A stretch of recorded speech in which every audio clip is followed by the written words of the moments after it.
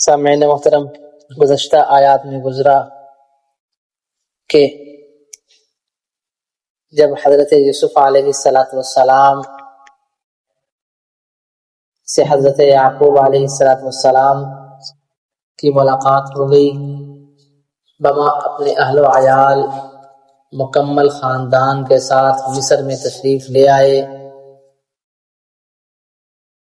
تو حضرت یوسف علیہ السلام نے اپنے والد کا اکرام فرمایا اور والد اور بھائیوں نے بھی تعریف فرمائی۔ حضرت یوسف علیہ السلام نے ارشاد فرمایا، اے میرے والد، یہی وہ میرے خواب کی تعبیر ہے جو میں نے بچپن میں دیکھا تھا کہ میرے سب بھائی اور میرے والدین میرے سامنے جھک رہے ہیں، یعنی اس وقت حضرت یوسف علیہ السلام کا اصل اکرام کیا جا رہا ہے۔ اور پھر اس کے بعد حضرت یوسف علیہ السلام نے اپنے اوپر بیتے ہوئے واقعات کا ذکر نہیں فرمایا، بلکہ فرمایا کہ اللہ رب العزت کی وہ ذات ہے کہ جس نے احسان فرمایا، اور ان تمام واقعات اور شیطان کے نے جو میرے بھائیوں کو ورغلایا، ہم میں فساد مچانے کی کوشش کی، ان سب مواقع میں اللہ رب العزت نے ہماری مدد فرمائی، اور ساتھ ہی فرمایا کہ اے اللہ، یعنی ساتھ ہی ساتھ اپنے والد کو خطاب کیا جا رہا، اپنے بھائیوں سے بھی خطاب کیا جا رہا، اور ساتھ ساتھ اللہ رب العزت کا شکر ادا کیا جا رہا۔ فرمایا کہ اے میرے پروردگار، اے میرے رب، آپ نے مجھے یہ بادشاہت عطا فرمائی اور مجھے خوابوں کی تعبیر میں سے کچھ علم عطا فرمایا، یعنی اپنے علوم میں سے بعض علوم، من کا لفظ استعمال فرمایا، من تأویل الاحادیث، خوابوں کی تعبیر میں سے، تعبیروں کے علم میں سے بعض علم مجھے عطا فرمایا گیا۔ حالانکہ تاریخ انسانی میں سب سے زیادہ خوابوں کی تعبیر رکھنے والے حضرت یوسف علیہ السلام ہی تھے، لیکن پھر بھی فرمایا کہ اپنے علوم میں سے بعض، یعنی علوم کا ایک ادنا سا حصہ مجھے عطا فرمایا۔ اور اے آسمانوں اور زمین کے خالق، تو ہی ہمارا کارساز ہے، تو ہی ہمارا ولی ہے، تو ہی ہمارا دوست ہے، اور دنیا اور آخرت میں تیری وجہ سے ہی کارستانی ہے، اور تو ہی دنیا اور آخرت میں ہمارا کارساز ہے، اور تو ہی دنیا و آخرت میں ہمارے لیے تدابیر کرنے والا ہے۔ اور ساتھ ہی دعا فرمائی، یا اللہ جب تک ہمیں زندہ رکھیں، یا اللہ ہمیں مسلمان رکھ، اور جب وفات ہو اس وقت بھی ایمان کی حالت میں وفات ہو، مجھے اس دنیا سے اپنا فرما بردار بنا کر اٹھا، اور مجھے اس دنیا میں اپنے صالحین سے جا ملا، یعنی صالحین سے مراد یہاں پہ حضرت ابراہیم علیہ السلام، حضرت اسحاق علیہ السلام، یعنی اپنے آباء و اجداد مراد ہیں کہ یا اللہ ایک تو اسلام کی حالت میں، فرما برداری کی حالت میں موت واقع ہو، اور دوسرا جو تیرے صالح بندے ہیں، یہ صالحیت اس میں درجات ہوتے ہیں، سب سے اعلیٰ ترین درجات میں ایک درجہ انبیاء کا درجہ، اور پھر انبیاء میں بھی بعض کو بعض پر فضیلت عطا فرمائی گئی۔ یہ اسی طرف اشارہ ہے کہ جو تیرے صالح بندے ہیں، یعنی انبیاء میں بھی زیادہ بلند درجے میں پہ جو فائز ہیں، ان صالحین کے ساتھ مجھے بھی ملا دینا، یعنی میرا حشر، اور آخرت میں اخروی زندگی میں میرا حشر ان انبیاء کرام علیہ السلام کے ساتھ فرما جو انبیاء میں ایک خاص درجہ رکھتے ہیں، صاحب شریعت ہیں، صاحب کتاب ہیں، یعنی حضرت یوسف علیہ السلام نے اپنے آباء و اجداد،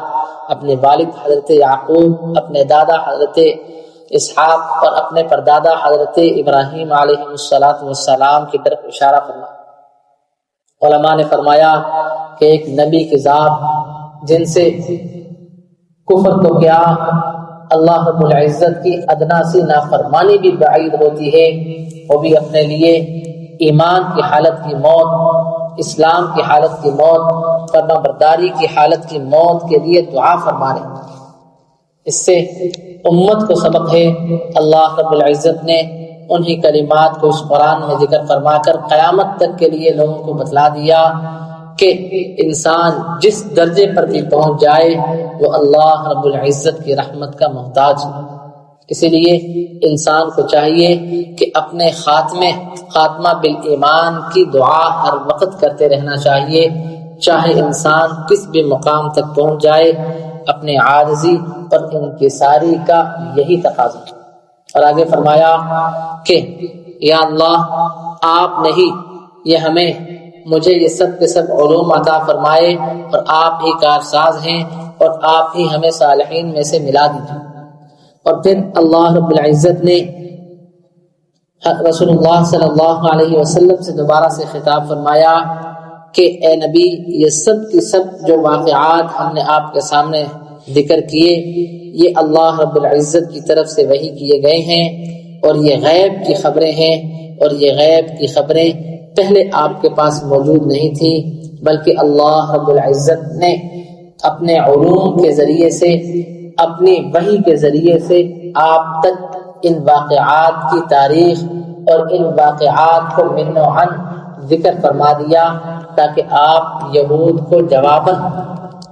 یہود جو سوالات کرتے تھے ان کو سوال کے جواب دے سکیں، اور عیسائیوں کے سوالات کے جواب دے سکیں۔ اور اس سے پہلے آپ ان کے بارے میں کچھ نہیں جانتے تھے، یعنی جب یہ سب معاملات ہو رہے تھے، بھائیوں نے حضرت یوسف علیہ السلام کو کنویں میں پھینکا، اور پھر حضرت یوسف علیہ السلام کس انداز سے اقتدار کی کرسی تک پہنچے، اور پھر کس انداز سے اللہ رب العزت نے حضرت یعقوب علیہ السلام کو مع اہل و عیال کی کنعان سے مصر کی تہذیب یافتہ عمارت تک پہنچا دیا۔ یہ سب کے سب اللہ رب العزت کی طرف سے عطا کردہ علم کی وجہ سے آپ تک پہنچا۔ اور پھر آخری جملے میں اللہ رب العزت نے فرمایا کہ اے نبی، یہ جو لوگ بھی سننے والے ہیں، جو آپ سے اعتراضات اور سوالات کرنے کے لیے آتے ہیں، آپ اگرچہ اس بات کا اشتیاق رکھتے ہیں، اگرچہ آپ اس بات کو چاہتے ہیں کہ وہ ایمان لیں، لیکن وما اکثر الناس، لیکن اکثر لوگ ان میں سے ایمان نہیں لائیں گے۔ وما تسألهم علیہ من اجر، کیوں؟ اس لیے کہ آپ تو ان سے کسی بھی قسم کا اس تبلیغ پہ اجر مانگتے ہی نہیں، لہذا آپ کو ان کے بارے میں کسی بھی قسم کا غم کرنے اور حزن کرنے کی ضرورت ہی نہیں، کیونکہ ان ہوا الا ذکر للعالمین، یہ قرآن تو صرف نصیحت ہے۔ جو نصیحت سے اپنے لیے کچھ حاصل کرنا چاہے گا، راہ راست پر چلنا چاہے گا، اس کے لیے نصیحت ہے راہ راست پر چلنے کے لیے، اور جو اس قرآن کے ذریعے سے گمراہی کی طرف چلنا چاہے گا، یہ قرآن اسی کے لیے گمراہی بھی ہوگی۔ لہذا اللہ رب العزت نے ارشاد فرمایا کہ حضرت یوسف علیہ السلام نے دعا فرمائی، ربی، اے میرے پروردگار، قد آتیتنی، آپ نے ہی مجھے عطا فرمائی، من الملک، بادشاہی، وعلمتنی، اور آپ نے ہی مجھے سکھایا، مجھے عطا فرمایا وہ علم، من تأویل الاحادیث، خوابوں کی تعبیر کا کچھ علم، فاطر السماوات والارض، اے آسمانوں اور زمینوں کے خالق، انت، آپ ہی، ولی، میرے ولی ہیں، فی الدنیا والآخرہ، دنیا اور آخرت میں، توفنی، مجھے اس حالت میں اٹھا، مسلمہ، کہ میں فرما بردار ہوں، والحقنی، اور مجھے جا ملا، ملحق کر دے، بالصالحین، صالحین کے ساتھ، نیک لوگوں کے ساتھ، ذالک من انباء الغیب، اور یہ رسول اللہ صلی اللہ علیہ وسلم سے خطاب فرمایا جا رہا ہے کہ نبی یہ سب کی سب غیب کی خبریں ہیں، نوحیہ الیک، یہ سب کی سب اللہ رب العزت کی طرف سے آپ پر وحی کی گئی ہیں۔ وما کنت لدیہم اذ اجمعوا امرہم، آپ کے پاس اس سے پہلے یہ خبریں نہیں موجود تھیں۔ اذ اجمعوا امرہم، جب انہوں نے اپنا پختہ ارادہ کر لیا تھا، یعنی حضرت یوسف علیہ السلام کے بھائیوں نے، وہم یمکرون، اور وہ چالیں چل رہے تھے، وما اکثر الناس، اور نہیں ایمان لاتے اکثر لوگ، ولو حرصت بمؤمنین، اگرچہ آپ ان کے بارے میں شوق کرتے ہوں، آپ کا دل یہ چاہتا ہو کہ وہ ایمان لائیں، لیکن وہ ایمان نہیں لاتے۔ فرمایا وما تسألهم علیہ من اجر، حالانکہ آپ تو ان سے کسی بھی قسم کا کوئی